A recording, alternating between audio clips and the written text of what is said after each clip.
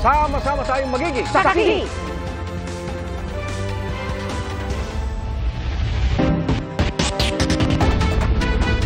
Igan, humarap si Maricel Soriano sa pagdinig ng Senado kaugnay na umano'y confidential PIDEA documents na kumalat sa social media. Gitna aktres, wala siyang alam dito. Ang dating PIDEA agent naman na nakapirma sa umano'y dokumento, hindi lang maalala ang pangalan ng informant. Saksi si Chino Gaston. Wala po akong alam. Ito ang binigyang diin ng aktres na si Maricel Soriano nang humarap siya sa pagdinig ng Senate Committee on Public Order and Dangerous Drugs. Kaugnayan ang pagkakadawit ng kanyang pangalan at ni Pangulong Bongbong Marcos sa umano'y confidential PIDEA documents na inilabas sa social media. Alam niyo po, first time ko po talaga na makatanggap ng imbitasyon na humarap sa Senado. Nakakakaba at nakakatakot. Sa totoo lang po, hindi malinaw sa akin kung bakit po ako naimbitahan sa hearing. Nagtataka lang po ako dahil lahat po ng tumestigo dito ay nagsabing hindi na-verify ang impormasyon ni Mr. Morales. Kabilang sa mga tinanong kay Soriano ay kung pag-aari niya ang condominium unit na nabanggit sa umano'y pre-operations report noong 2012.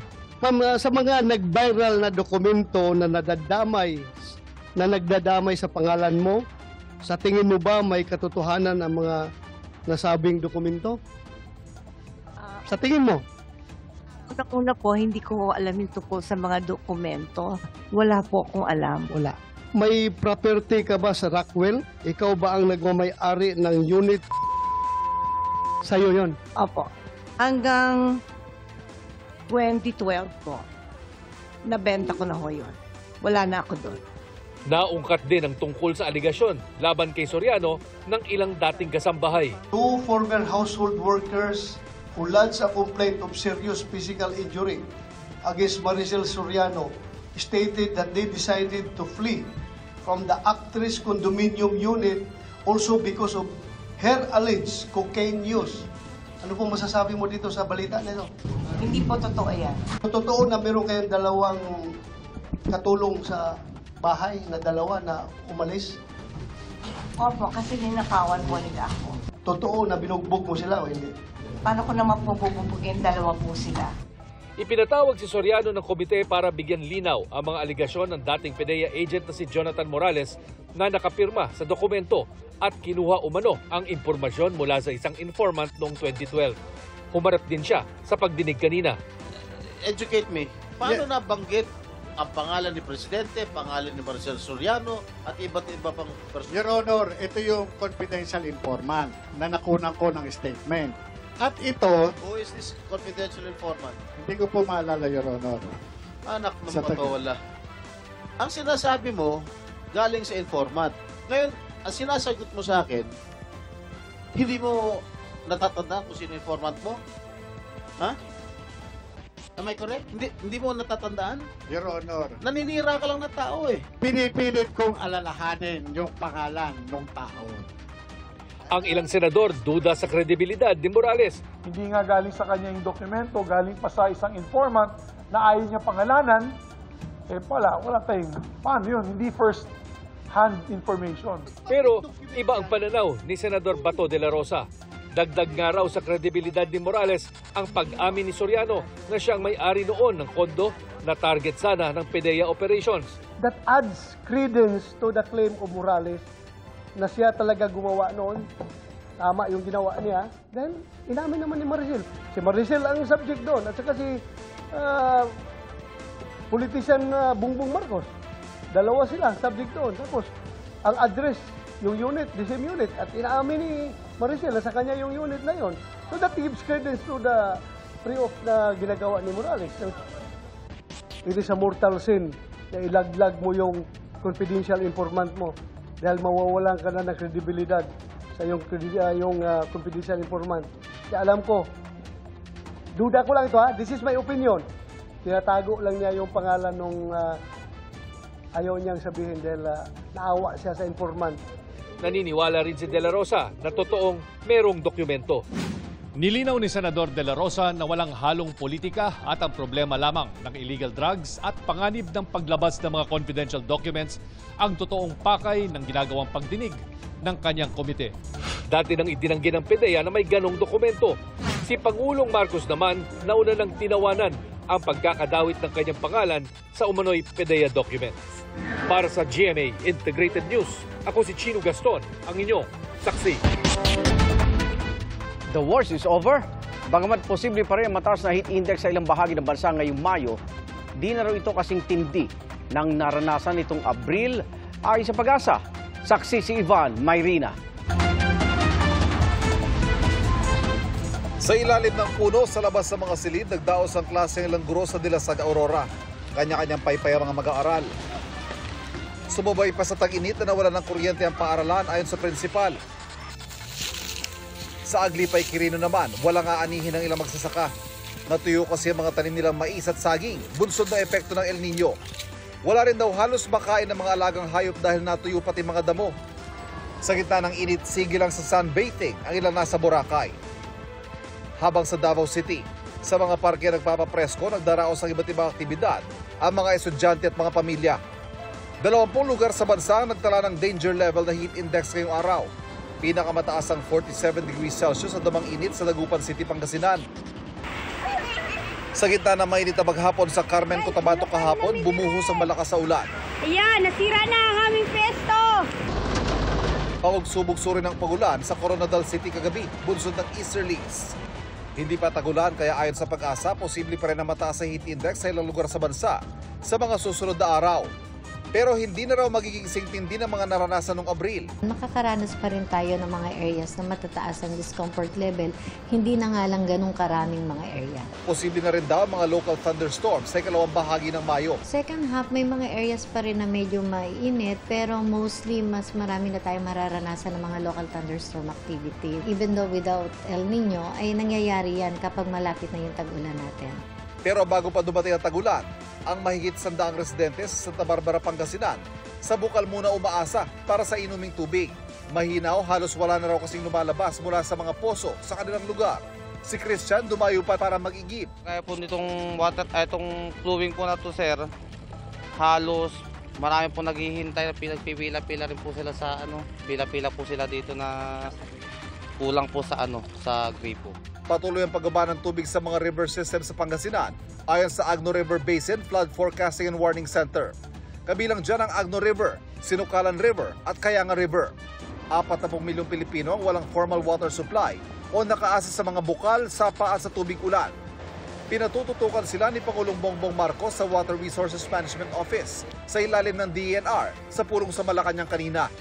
Marami sa mga komunidad na yan ay nasa mga maliliit na isla sa Bangsamoro Autonomous Region and Muslim Mindanao o BARMM. Kaya ang nakikitang agarang solusyon, desalination o proseso ng pagsala ng tubig alat para maging malinis sa tubig na maiinom. Modular o maliliit na desalination system sa balak dalhin sa tinukoy na prioridad na 65 island barangays.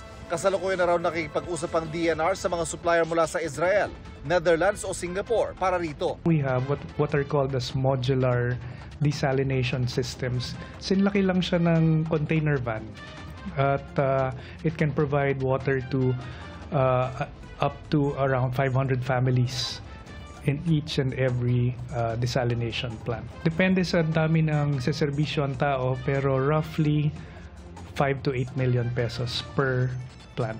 Para naman sa paparating na tagulan, ipinresenta ng Department of Public Works and Highways sa parehong pulong ang kanilang mga plano para tumugon sa mga pagbaha, lalo pat iira lang La Nina. Ang nais ng Pangulo, maipon ang sobra-sobrang tubig ulang bubuhos at magamit ito sa panahon ng tagtuyo. In many of the flood control projects that we'll be implementing, we will have to coordinate with the National Irrigation Administration or yung sa water supply naman, for structures or mga water impounding dams, actually to be specific, that we will integrate it into the flood control programs that the department will be undertaking. Para sa GMA Integrated News, ako si Ivan Mayrina, ang inyong saksi. 4 na lalaki na suwi matapos matrap sa isang tunnel sa Bambang, Nueva Vizcaya. Isa sa kanila, Barangay Kagawad, na unang rumesponde sa insidente. Ating saksihan.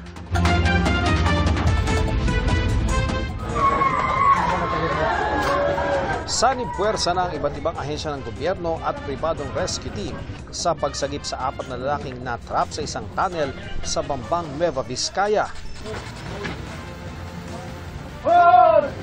Pero patay na sila nang maiahon mula sa hukay na nasa 10 metro ang lalim, kabilang sa mga nasawi ang barangay Kagawad na unang rumisponde sa mga na-trap. Sabi ng mga kapitbahay doon yung ini-interview natin, naghahanap daw ng tubig, which is mahirap ang tubig talaga doon. And according doon sa mga nag-rescue ng mga personnel ng mining company, lumalabas na parang sila ng treasure hunting. Bago dumating ang rescuers, sinubukan din daw ng residenteng si Marlon Siopon na sagipin ang mga natrap. Kwento ni Siopon, tinalian niya ng lubid ng sarili bago bumaba sa butas, pero nang makarating sa loob, nakalanghap siya ng kakaibang amoy at biglang nahilo. Naulog mo ka madam. Talaga din ko taon madam. Bigla ko ulaw. Bugawid ko di tali. Pag madam ko awarak ko ang malay kang madam. Bumalik na lang daw ang kanyang malay ilang minuto matapos siyang mailabas sa hukay. Lumalabas na nasawi umano ang mga biktima dahil sa methane gas sa loob ng hukay at dahil na rin sa kakulangan ng oxygen. Patuloy ang investigasyon. Wala pang pahayag ang mga kaanak ng mga biktima. Sa Cabanatuan City sa Nueva Ecija, 3 ang patay sa karambola ng 3 sasakyan. Ayon sa pulisya, pinabagtas ng tricycle ang kalsada nang banggain ito sa likuran ng kasunod na SUV.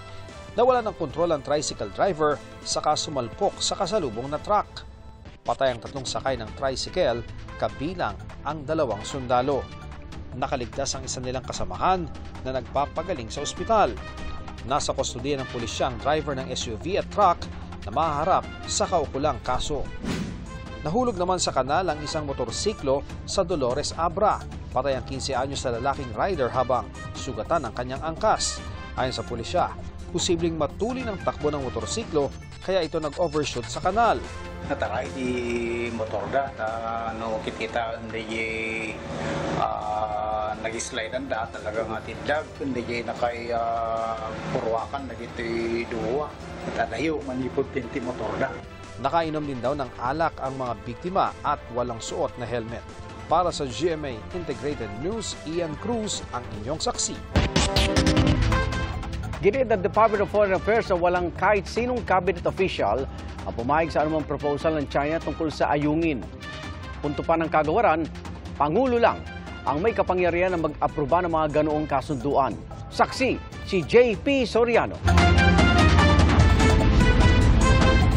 Pagdating sa usapin, kaugnay ng West Philippine Sea at South China Sea, tanging ang Pangulo ang pwedeng mag-aproba o mag-otorisa ng anumang kasunduan. Tugon yan ng Foreign Affairs Department. Sa pahayag ng China, sinabi nila na may internal understanding na nabuo nung makipag-meeting sila noong September 2023 sa Special Envoy of the President sa Beijing para pag-usapan ang pag-manage sa Ayungin Shoal. Sabi pa ng China, inaprubahan ito ng liderato ng bansa at nakapagkasapa ng isang resupply mission na naaayon sa understanding. Walang pinangalanang envoy, pero ang kasalukuyang Special Envoy of the President to China and Special Concerns ay si Philippine Ambassador to United Kingdom Ted Boy Locsin. Itinalaga siya noong August 2023. Sumama pa nga si Locsin sa isang resupply mission noong October 4, 2023 sa Ayungin Shoal. Wala pang tugon si Locsin sa mga pinadala naming text message at email. Pero ngayon pa lang sinasabi na ng Department of Foreign Affairs na walang anumang dokumento, record o kasunduan na umiiral gaya ng sinasabi ng China at kaya nitong kumpirmahin na walang cabinet official ang Marcos administration na pumayag sa anumang Chinese proposal kaugnay ng Ayungin Shoal. Bago nito ay pinalutang ng China ang umano'y napagkasunduang new model para sa mga resupply mission sa pamamagitan ng Diplomatic Channel at AFP Westcom na umano'y inaprubahan sa chain command kasama ang Defense Secretary at National Security Advisor. Sinisikap naming hinga ng pahayag ang commander ng Westcom na si Vice Admiral Alberto Carlos. Pero ang unang sabi ng Armed Forces spokesman, nakalivraw ito at di sinabi kung kailan ang balik. Pero bandang hapon lumabas na nagkaroon ng Assumption of Command ceremony sa Palawan at umupo na si Rear Admiral Alfonso Torres Jr. bilang acting Westcom commander. Hindi masabi ng AFP kung babalik si Carlos at kung siya pa rin ang commander ng Westcom pagbalik. Nauna nang itinanggi ng Defense Department at National Security Council ang umano'y new model kaugnay ng ayungin. Sabi naman ng Philippine Coast Guard, nililito lang nila ang sambayan ng Pilipino. They're actually justifying ang kanilang mga maling gawain dito, mga illegal activities nila, and of course their aggression in the West Philippine Sea. Huwag tayong maniwala sa mga ganitong pahayag ng Embahada ng China.